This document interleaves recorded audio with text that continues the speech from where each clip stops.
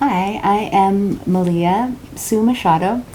I am the owner of Smoking Mirror Tattoo Gallery, and this is my daughter. I'm Annabell, and I just finished my tattoo apprenticeship.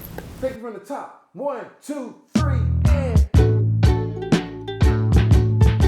I have been tattooing for 15 years. I started in Colorado and have lived a few places in between, but I've been here in Columbus for 8 years. And I was studying for 2 years, but I did my first tattoo on her, I think, when I was about 10, just a little ladybug. I really started with a traditional background. My mentors were traditional tattoo artists, and as I've grown and evolved in my career, I would say that I do a little less traditional and maybe a little bit more illustrative now as we go on, but I do still love that, having my roots. My father was an artist, and we've pretty much just raised me to be an artist, and I tried to raise my kiddos in the same way. And as far as tattooing goes, I tried to give Annabell a really strong foundation in traditional tattooing without a lot of the garbage and negative connotation that ends up coming with traditional tattooing. We're kind of like it's almost medieval in a way, our approach. We're like father to son medieval cobblers, just passing down our little artisanal craft throughout the years, but minus the men. What we are trying to offer here is a different type of experience than you would expect out of a tattoo shop. We are using as much as we possibly can biodegradable material, our razors, our ink caps, dental bibs, anything that we can think of, we're going green on, which is huge for us.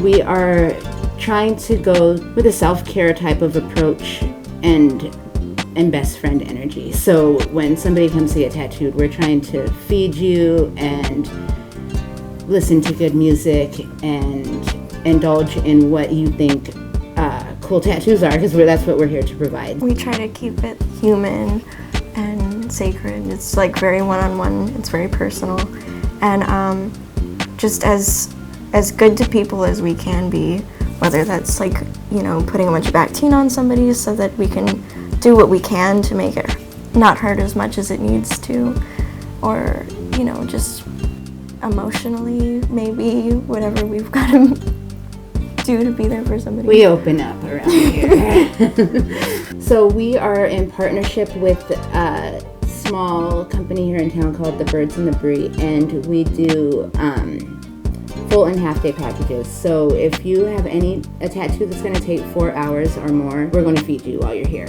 We're trying to make sure that we're keeping it affordable. But a huge thing that kind of rubs me the wrong way about tattooing is that it has this approach of a luxury only item, and I don't necessarily agree with that. I think that it's a self-care item, and I don't think that self-care needs to be looked at as luxury, because everybody needs access to that. It's an old practice, and so we want to keep it around a little bit for everybody, not just the top dogs. I think having our own family shop was always the plan. I think that it was something that was always your goal from the moment you started learning how to tattoo. And so as soon as we were able to get the means to do it, I think it was just meant to be. Though I've dreamed of owning a tattoo shop ever since I started learning how to tattoo, I never imagined that my dad would have passed away and that I would end up with this collection that I have. I have over 700 paintings of my father's that need to be seen, and I think that gathering the collection and finding the space and having Annabell finish her apprenticeship were all things that unfolded in such a natural way. There was really no stopping it. It was just the way that it was going to happen. I think it was the perfect way to converge past, future, and current generations all into this one little building and space. As far as the name of the shop goes, we came up with Smoking Mirror as an ode to my father, who really the whole shop is dedicated to. There is a big mural here that you can find when you come in that is Texcalipolca, which translates to Smoking Mirror. And Smoking Mirror was almost an Aztec equivalent to Kali, where there's destruction and death and rebirth associated with this deity. And my dad used to always say that death is the only winner. I really wanted to honor my dad and the things that he honored by putting this place together. And Annabell decided that we should name the shop Smoking Mirror, and it was a very logical and quick yes.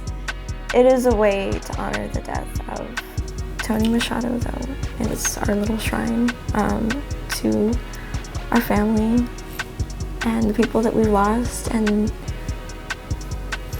the people we haven't lost yet. And I feel like you can really feel that love when you walk in. The whole vibe of the shop is love, and a love for art, a love for each other, a love for tattoos and food and life and death and all of the wonderful things that kind of come in between in this little tiny world that we've created. I hope that when people come through these doors, they're mesmerized by this little geode of a place. Does that sound too hippie?